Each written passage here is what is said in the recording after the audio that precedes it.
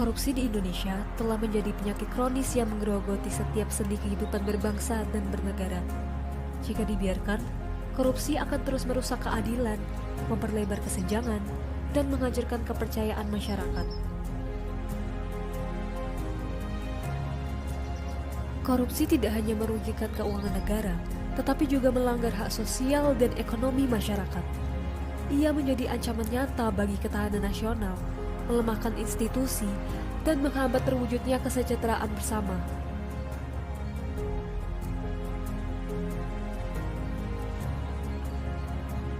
Berdasarkan Undang-Undang Nomor 20 Tahun 2001, korupsi terbagi dalam 7 kelompok delik tindak pidana. Intinya adalah melawan hukum untuk memperkaya diri dan merugikan keuangan negara. 3 jenis yang umum adalah 1. Suap menyuap. Upaya memengaruhi keputusan yang bertentangan dengan kewajiban ditandai adanya sifat transaksional. 2. Pemerasan.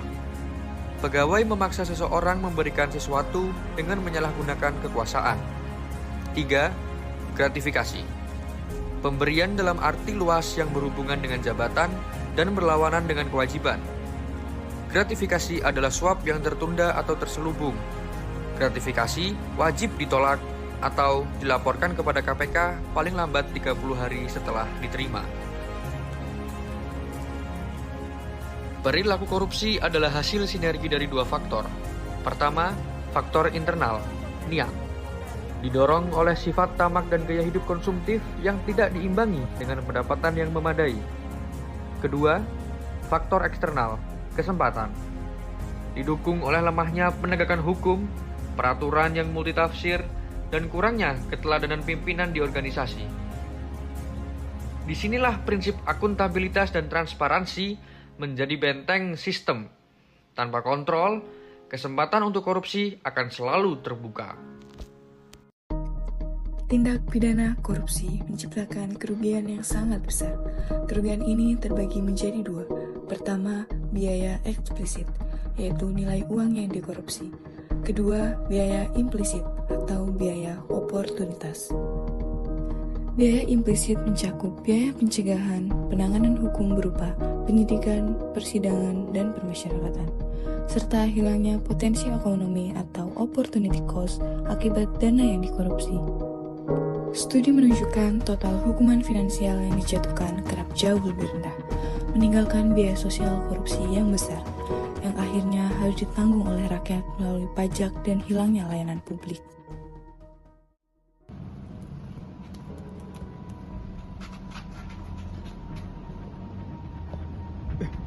Udah jam 3.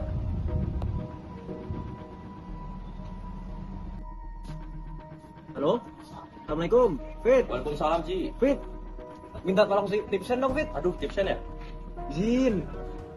Sorry, Fit. Oke lah. Dosennya Iya, bilang, tapi tahu iya. silakan. Bisa lah, bisa. Oke. Ya, Aman maaf ya? ya. Oke, Yuk. makasih, Fit. Love you. Waalaikumsalam.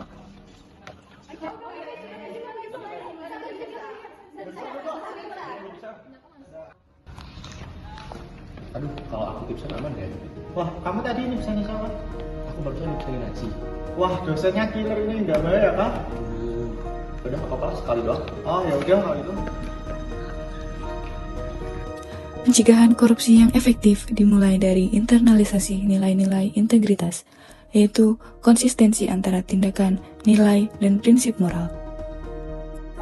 Nilai jujur berupa lurus hati dan tidak curang adalah fondasi. Nilai ini harus diwujudkan dalam perilaku sehari-hari, bahkan dalam hal kecil. Contohnya, titip presensi di lingkungan akademik adalah perilaku koruptif yang menegasikan kejujuran, yang jika diabaikan akan menjadi pintu masuk bagi praktik korupsi yang lebih besar. Menjadi individu yang berintegritas dan berani menolak praktik korupsi adalah wujud nyata dalam bela negara non-fisik. Suatu komitmen untuk menyelamatkan aset dan masa depan bangsa dari ancaman kejahatan luar biasa.